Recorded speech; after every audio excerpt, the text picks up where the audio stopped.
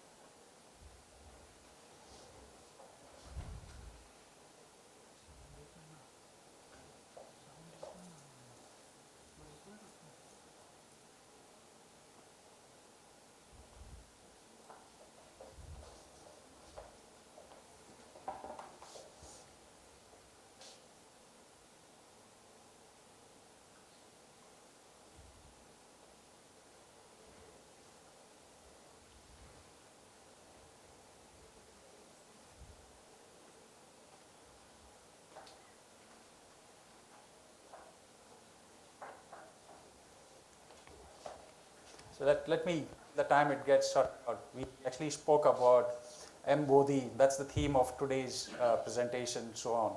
So we actually talked about enlightenments, we talked about awakening, we talked about inspiration, we talked about being positive, we talked about so many other things which are quite required for the day-to-day generation, the current generation. We never had these kind of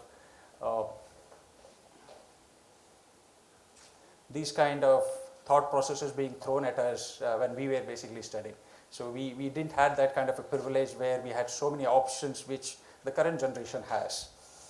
Now, what is actually important? I mean, ma'am basically earlier spoke about enlightenment, how it can actually help in terms of progressive and so on.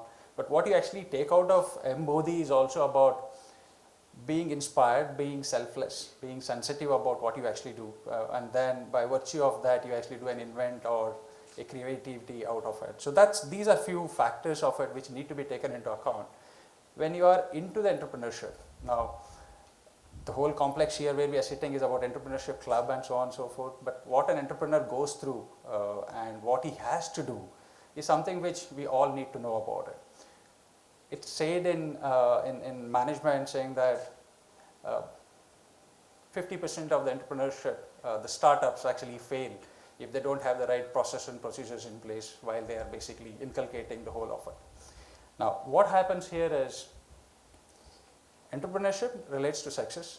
Now, success doesn't come by accident. It requires much more than what it is. It's not about luck. We all blame luck, saying, oh, luck did not give way to us. We didn't progress further. No, that doesn't happen any time at all. It's all about what you actually do. It's all about commitment. It's all about excellence in terms of what you are actually committing to yourself. It's all about the hard work which you put to actually excel from what you want to be within. So that's what is success actually. Now, to actually excel, you need to have an effort. You need to have a focused effort as such. Without an effort, ma'am here, so much of what you have done is definitely inspirational.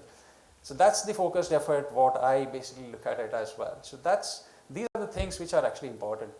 Now with this combined, if you have an intelligent planning attached to that, a success is definitely behind you. So that's how it actually works. Now we were actually talking about, doctor here spoke about what we do, write something which you actually, learn in the, read in the newspapers, talk about it within your own colleague circle, talk to your family. Now what you do, why you do all this, you need to have happiness in what you do. Without an happiness in what you actually want to achieve, it's always a failure at the end of the day. That's kind of an important factor which you need to look at. We always need to have this particular clause with us. You love what you're doing.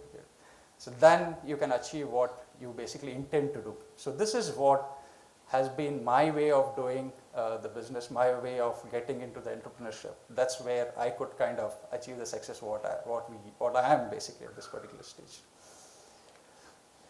Now, the few things why I wanted to show that particular slide, that there are certain factors when you actually were growing, when you are basically doing your engineering, when you are basically with your family, friends, what is actually required, you actually get inspired by something. The girl here basically spoke about song which she took it up, akele kind of a thing. So that's something what you actually look at, right? So I personally had something which is from this picture of Nad, or this particular song was so important for us. It's working together is what makes the difference. So working together, working for somebody, and when you have this kind of a culture inculcated within yourself, you can definitely make ways within the mountains, into the mountains and so forth. So nothing becomes impossible for you when you have a togetherness in what you actually do, right? So for that, family is must. Family has to be with you, and then the friends. These are the two factors. The rest actually follows you. The friendship is much more important. I have few friends of mine. My batchmates basically are here. So privileged to have them here with us as such. So, but that's what actually makes it as a differentiation. Now, entrepreneur, quite a big word. You all need to know what actually an entrepreneurship is. So many people talk about entrepreneurship, huge word. When we were studying, we never spelled entrepreneurship properly. That used to be the case for us. So, but entrepreneurship started for me when the first campus interview I attended. And when we now take interviews for the freshers or the experience, we don't look at the technicality involved in that particular person. We actually look at whether the guy basically has a communication skill with him, or whether the guy has a gist or the urge to actually learn what he's supposed to learn. Now, when we actually completed, I'll actually speak a bit about myself at this particular stage. Right? Now, when I completed engineering in '96, I had this aim of being a structural engineer. I passed out in civil. So structural engineering was something which I was passionate about. I wanted to be a structural engineer. Now I am a dignified sales guy. That's a different subject. But yeah, structural engineering is what I wanted to do. Structural engineering, first campus interview, only campus interview for which I was called in. And we were two of us, my roommate and myself. We went into, the first one was called, I went inside. And I still remember the company's, the owner, Mr. Doble. He asked me only 3 questions. He said, you have written more about hobbies than anything about what you have learned in the college. He said, and everything is about cricket out here. Now, what do you do in cricket? So I said, I do this, I do that. I was the college cricket team captain at that time, so I said, I am this and that. Then he actually heard for a few minutes and then he said, okay, you are in, we are hiring you. So we're like surprised, but then excitement, hired in the campus interview, never asked for the salary, yes. But then he actually said 1,200 rupees. Fantastic. There you go. I start my career basically 1,200 rupees at that time. But then cricket made my way into the sector of employment basically. So, but then I asked him a question saying that you didn't ask any technical question to me. It's all about just sports. He said, you are good at sports. That's important. But then I would basically mold you to what I require because you are fresher. So communication is important, which is what I checked with you. The confidence was important, I checked with you. If these 2 factors are there, teaching or getting you learn to what I require within my organization is the easiest of all. So those are the words basically which kind of made me realize what we should be. I mean, that actually applies for all the kids out here, students out here, communication, confidence, adaptability. These are the three factors which you need to actually learn through, with which you actually get on with. I'll be taking more time than that, sorry for that. But then, yeah, we had a few of Y2K influence on us. We were actually told planes are going to fall down. That was the severity which we were actually went through. We all wanted to be into IT industry at that time. Then we learned few Javas and C++ and so on and so forth. But then we were actually rejected in the industry primarily because you are a civil engineer, number one. Number two, you never had a first class throughout your career, 4 years of engineering. We were always into extracurricular than being in the classes, So yeah, that basically added on to that. We were rejected a lot, but then we actually went on. I shifted from Pune to Bangalore, joined a startup firm which was into IT but related to civil engineering. They basically started developing softwares into construction industry. So I was part of the first employee. Within 3 years, I was moved up the ladder to DGM level. They pushed me into Oman as they had a firm there, so I was basically deputed there. So, and then from there on, I left that company, started on my own in 2010. So with one person to begin with, we are primarily a 120 people organization right now. We have not even completed 10 years. We started in 2010.